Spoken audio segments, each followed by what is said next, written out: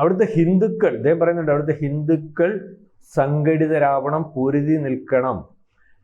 ഞാൻ വിചാരിക്കുന്നു കേന്ദ്ര ഗവൺമെൻറ് വേണ്ട തീരുമാനം എടുത്തിരിക്കും, അല്ലെങ്കിൽ എടുക്കും. അത്തരത്തിൽ തീരുമാനത്തിൽ ആണ്. എൻ്റെ അവസ്ഥ എന്ന് പറഞ്ഞാൽ നമ്മുടെ അടുത്ത് അങ്ങനെ പറയുന്നുണ്ടെങ്കിലും വേണ്ട ഡയറക്ഷൻ RSSൻ്റെ ഭാഗത്തു നിന്ന് കേന്ദ്രത്തിന് കിട്ടിയിട്ടുണ്ടാകും. അല്ലെങ്കിൽ RSS ആണല്ലോ വേണ്ട ഡയറക്ഷൻസ് ഒക്കെ കൊടുക്കുന്നത്. എന്നാൽ ബംഗ്ലാദേശിലെ സംഘർഷം നമ്മളിപ്പോൾ പരിശോധിക്കുമ്പോൾ ഇപ്പോൾ രണ്ടാമത്തെ ഒരുത്തൻ്റെ തലയോട്ടിക്കകത്തോട്ട് ഒരു വെടി പോയിട്ടുണ്ട്.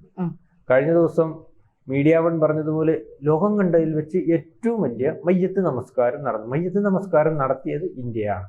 അല്ലെങ്കിൽ നമ്മൾ പറയുന്നില്ല, ഏതായാലും പേരൊരുത്തൻ്റെ വരുന്നുണ്ട്. ബംഗ്ലാദേശിൽ തന്നെ ഉള്ള ആളാണ് കൊന്നിരിക്കുന്നത്. അവൻ്റെ പേര് ഫൈസൽ കരീം മസൂർ എന്നാണല്ലോ, ബംഗ്ലാദേശ് തന്നെയാണ്. അവനെ ഇതുവരെ കിട്ടിയിട്ടില്ല. അവർ പറയുന്നു അവന് അതുവഴി ഓടി ഇതുവഴി ഓടി ബോംബെ കൂടെ ഓടി രാജസ്ഥാനിൽ കൂടെ ഓടി ഡൽഹിയിൽ കൂടെ ഓടി പോയെന്നാണ്. നമ്മൾ പറഞ്ഞ് എങ്ങോട്ട് ഓടിപ്പോയെന്ന് കാണിച്ചാൽ ഞങ്ങൾ പിടിച്ചു തരാം. എന്തായാലും ആളിനെ കിട്ടിയിട്ടില്ല. ഇന്ത്യക്കാരനല്ല, ബംഗ്ലാദേശ് തന്നെയാണ്. അജ്ഞാതൻ ആണ് പുള്ളി. ഇപ്പം ഇതെല്ലാം ഇയാള് അല്ലെങ്കിൽ വിദ്യാർത്ഥി പ്രക്ഷോഭത്തിനകത്ത് എൻ്റെ സംഘടനയുടെ ഇൻക്ലാബ് ഖരീബ് എന്ന കണ്ടാണ് സംഘടനയുടെ പേര്.